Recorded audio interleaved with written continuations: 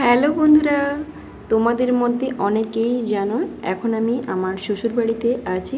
তো চলো চুপি চুপি তোমাদের সঙ্গে রুমটা শেয়ার করি। এই দেখো, এইটা হলো আমার ছোট্ট রুম।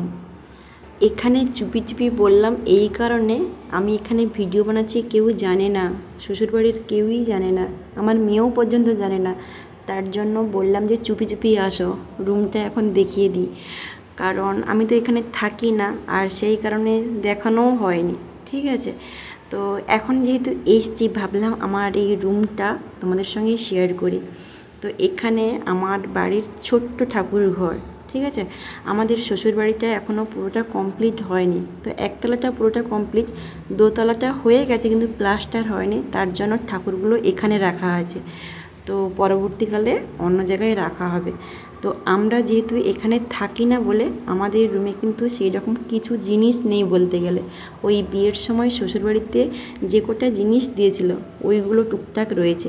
ঠিক আছে, আর আমি যখনই আসি তখনই একটু রুম টুমগুলো বিছানা টিছানাগুলো ঝেড়ে আমার টুকটাক জিনিসগুলো রাখি। এই যেমন ধরো মেয়ের বই আনছিলাম, তো একটা ক্যালেন্ডার রেখে তারপরে বই রেখেছি, একটা পেপার পেতে তারপরে ব্যাগটেগুলো রেখেছি যাতে নোংরা না হয়। ঠিক আছে, তো আজকে রবিবার, আর যেহেতু এই সময় মানে দুর্গাপুজোর আগেটা আমরা যেহেতু আমাদের ঘর বাড়ি বা রুম টুমগুলো বা সব জিনিসপত্র পরিষ্কার পরিচ্ছন্ন করে, তো সেই কারণে ভাবলাম এই সময় যেহেতু শ্বশুরবাড়িতে আছে তাহলে রুম টুমগুলো একটু ঝেড়ে মুছে পরিষ্কার করি। আর রুমের মধ্যে যেসব আসবাবপত্রগুলো রয়েছে সেইগুলোও ঝেড়ে মুছে পরিষ্কার করলাম। তবে জিনিসপত্রগুলো বেশি নোংরা হয় না, যেহেতু এই রুমটা ব্যবহার করা হয়।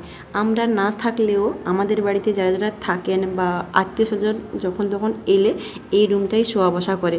তার ফলে কী হয়, জিনিসপত্রগুলো সেরকম নোংরা হয় না।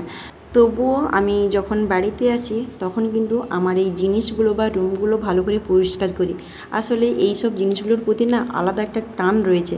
কারণ কি বলতো, ওই বাবার ঘর থেকে পেয়েছি, সেই কারণে এইগুলো আমি যত্নে রাখার চেষ্টা করি।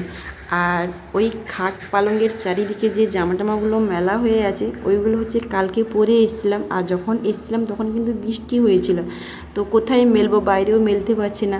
আর রুমের মধ্যে যেহেতু ফ্যান চলছে সেই কারণে আমি ওই পালঙ্কের চারপাশে ডান্ডিতে মেলে দিয়েছি। ঠিক আছে, আর এখানে যে বেডশিটটা পাতা রয়েছে এইগুলো কিন্তু আমরা মানে যাওয়ার সময় আলমারিতে ঢুকিয়ে দিয়ে চলে যাই, আবার যখন আসি তখন আলমারি থেকে বার করে পাতি। ঠিক আছে, চলো এখন তাহলে রাখলাম, টাটা, বাই বাই।